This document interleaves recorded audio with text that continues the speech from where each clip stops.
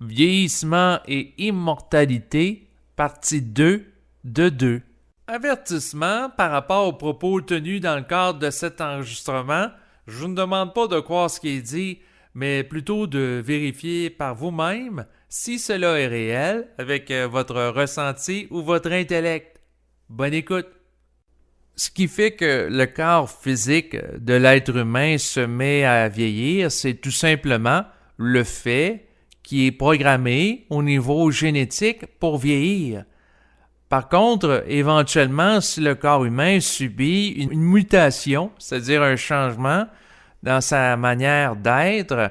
et une reprogrammation au niveau cellulaire de par l'influence de l'énergie qui provient du plan mental,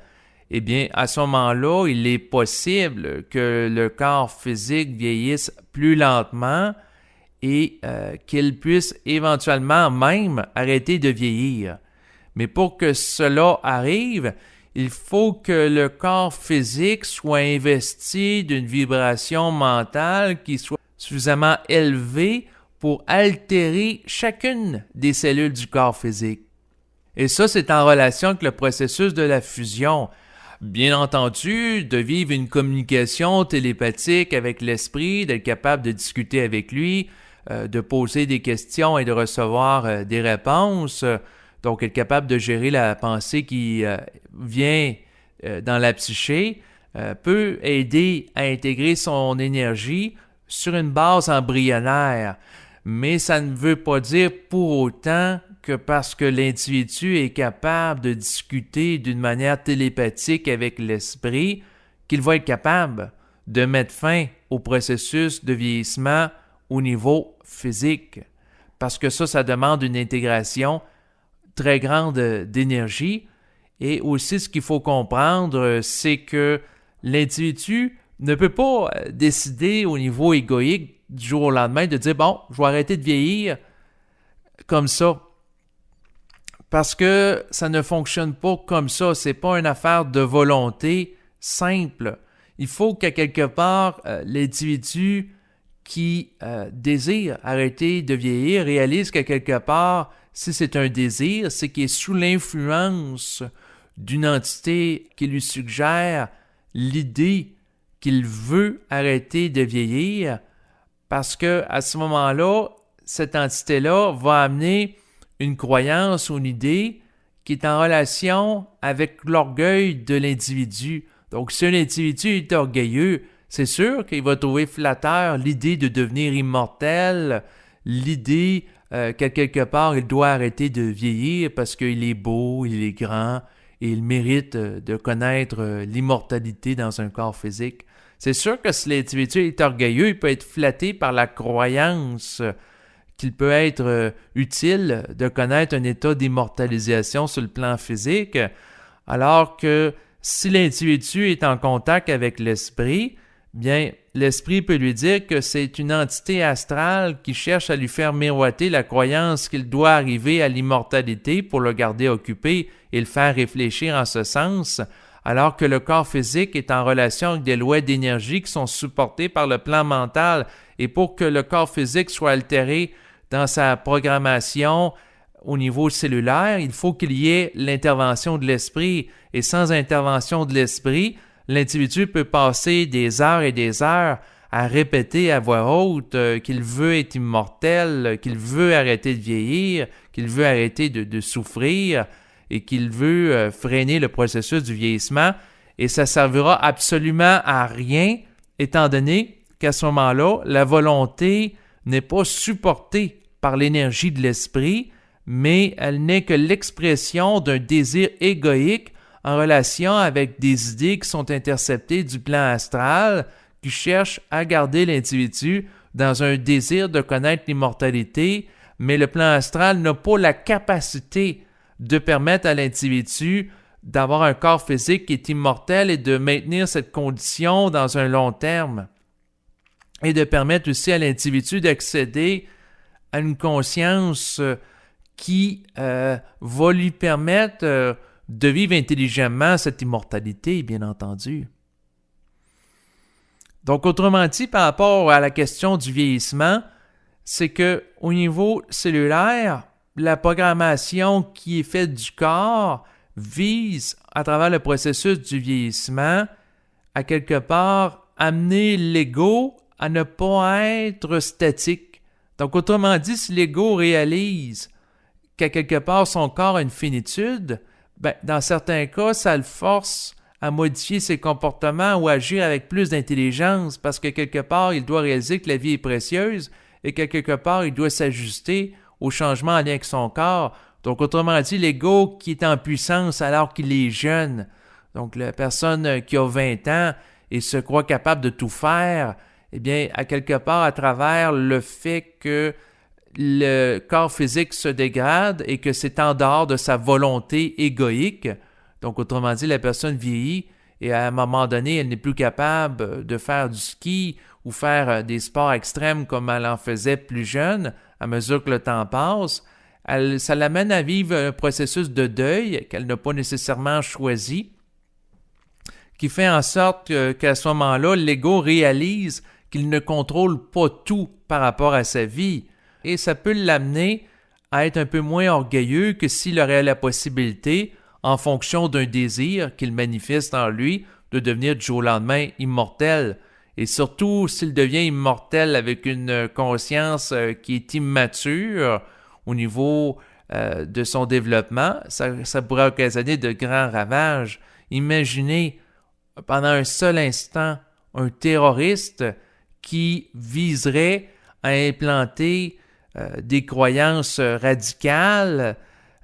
qui voudraient amener à convertir l'humanité à une religion fanatisée. Si cette personne-là aurait accès à l'immortalité physique, tout ce qu'elle pourrait accomplir en tant qu'action, en relation avec l'idéologie fanatisée qu'elle vise à diffuser et à imposer à l'ensemble de l'humanité, parce que dans son immaturité psychologique, elle croit faire le bien en agissant ainsi. Donc, autrement dit, l'accès à l'immortalité physique à un être qui n'a pas la maturité psychique pourrait être extrêmement destructeur pour l'humanité en général. Ce qu'il faut comprendre aussi, c'est que si l'esprit a la potentialité de manifester une énergie à travers l'individu qui peut ralentir, voire même arrêter son vieillissement, ce qu'il faut réaliser, c'est que s'il manifeste cette énergie-là, c'est pas dans le but de faire de l'individu une créature de cirque. L'esprit en tant que tel n'a pas le goût de prendre un individu et d'en faire une vedette dans les médias ou de nourrir son orgueil. Donc, si l'individu est orgueilleux et il est rendu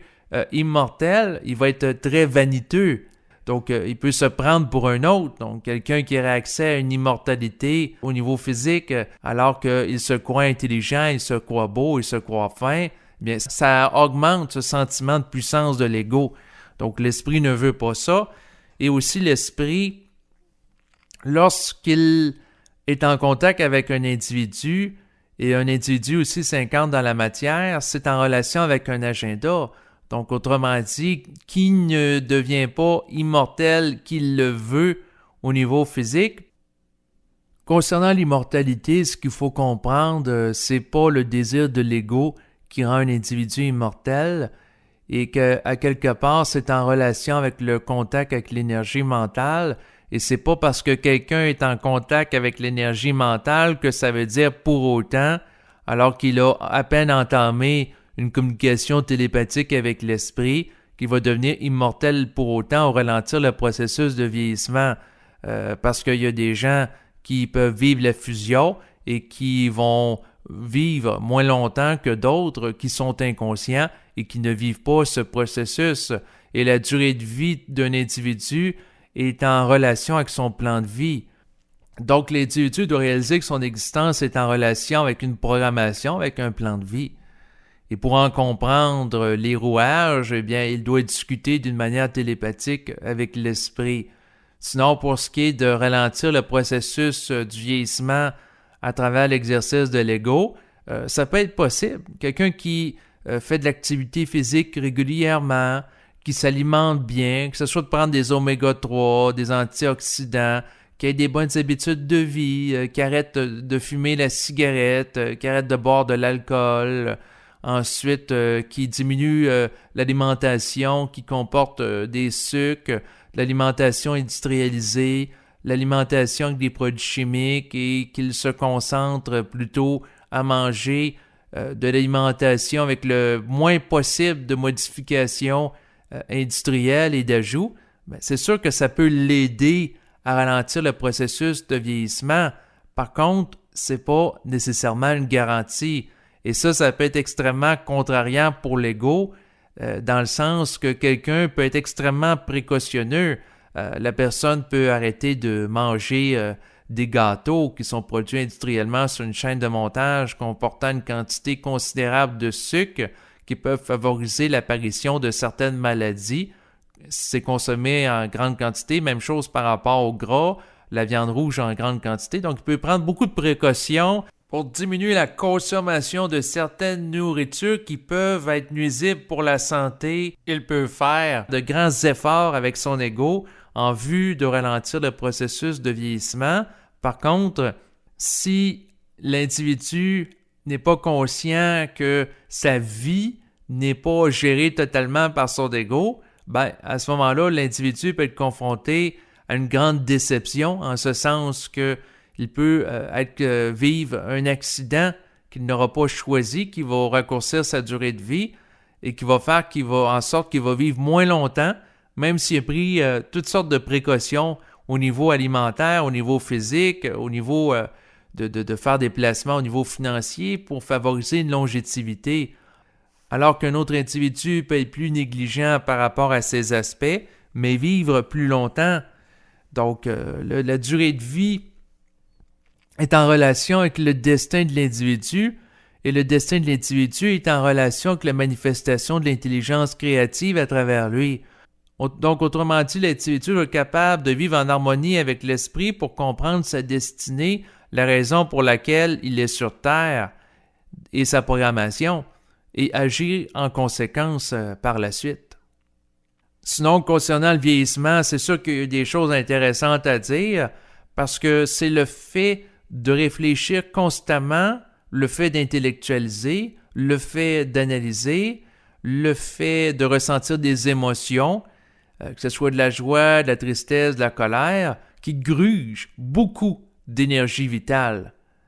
Donc, c'est sûr que ce qui accélère le processus de vieillissement, c'est le vécu d'émotions, c'est le vécu de relations psychiques avec le plan astral qui achemine à travers des courants de pensée, des idées,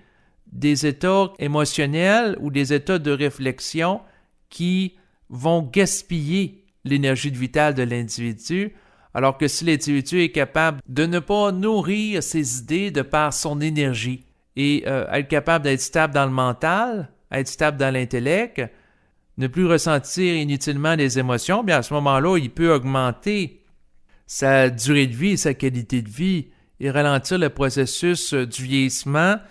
qui est occasionné par une usure prématurée de son corps physique en relation avec le vécu d'émotions. Donc, c'est sûr que l'individu qui se conscientise peut réaliser cela,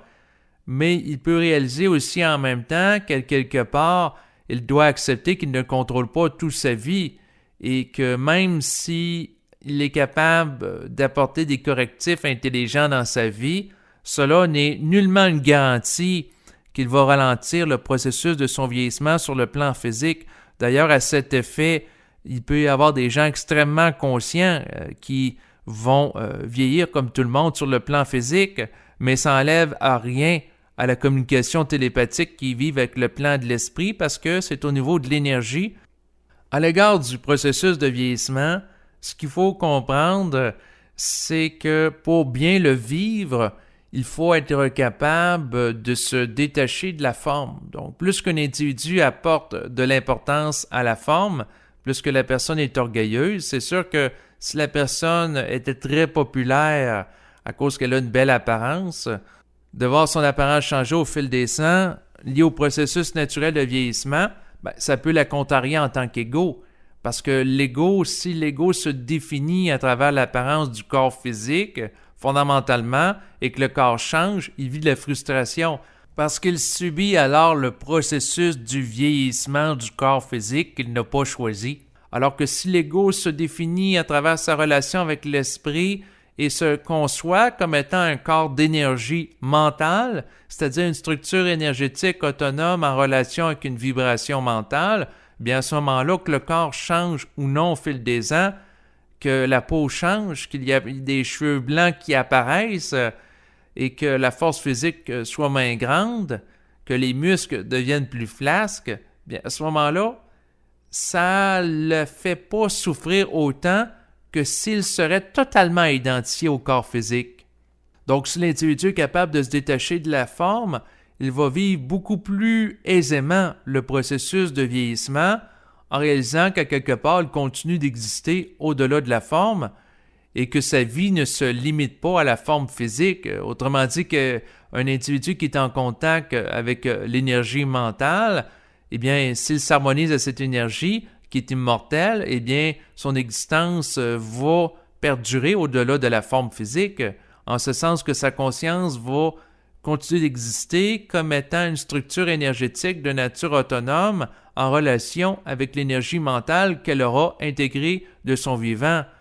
Ce qui fait en sorte que l'individu a un rapport totalement différent par rapport au processus du vieillissement. Et ce qui enlève de la souffrance à l'égard du processus du vieillissement, c'est le fait de ne pas le réfléchir et de l'émotiver. Donc, autrement dit, si l'individu constate que son corps physique vieillit et ne donne pas de l'importance à des entités astrales qui lui insufflent des pensées dans son intellect, à savoir « c'est pas drôle, je vieillis, c'est pas drôle, je change, c'est pas drôle, c'est pas ci, c'est pas ça, c'est triste de vieillir, blablabla », si il n'émotive pas le processus de vieillissement et ne se sent pas victime de ce dernier, donc il ne ressent pas de tristesse, etc., s'y rapportant, à ce moment-là, son mental demeure intact en dépit du fait que son corps physique change. Donc, autrement dit, il reste avec un mental intact au niveau de la vibration, en dépit du fait que la forme change. Par conséquent, à mesure que l'individu qui se conscientise intègre la vibration mentale en sa psyché, à mesure que l'individu est en mesure de faire face au processus de vieillissement naturel du corps physique, en étant capable de le constater et de le gérer avec intelligence. Parce que plus qu'il intègre de l'intelligence de l'esprit, moins il a nécessairement besoin du support de ses sens physiques pour être en mesure de fonctionner dans la réalité. Donc, autrement dit, à mesure que ses sens, que ce soit le goût, l'odorat, la vue, qui vont se dégrader au fil du temps, perdent de leur capacité, si en contrepartie, la liaison psychique de l'individu avec le plan mental gagne en capacité, eh bien, à ce moment-là, il perd sur un certain plan au niveau de la forme, au niveau de l'intelligence intellectuelle, au niveau des sens physiques, mais simultanément, il fait des gains au niveau de l'intelligence vibratoire et au niveau de son sens psychique de télépathie, d'intuition, de capacité de communication télépathique avec l'esprit, qui lui donne accès à des informations qu'il n'avait pas alors qu'il était jeune. Donc, autrement dit, il peut vivre des pertes sur un certain plan, mais faire des gains sur un autre, et le fait d'être en contact avec l'esprit peut l'aider à vivre ce processus avec beaucoup plus d'aisance que s'il n'était pas en contact avec lui d'une manière volontairement consciente.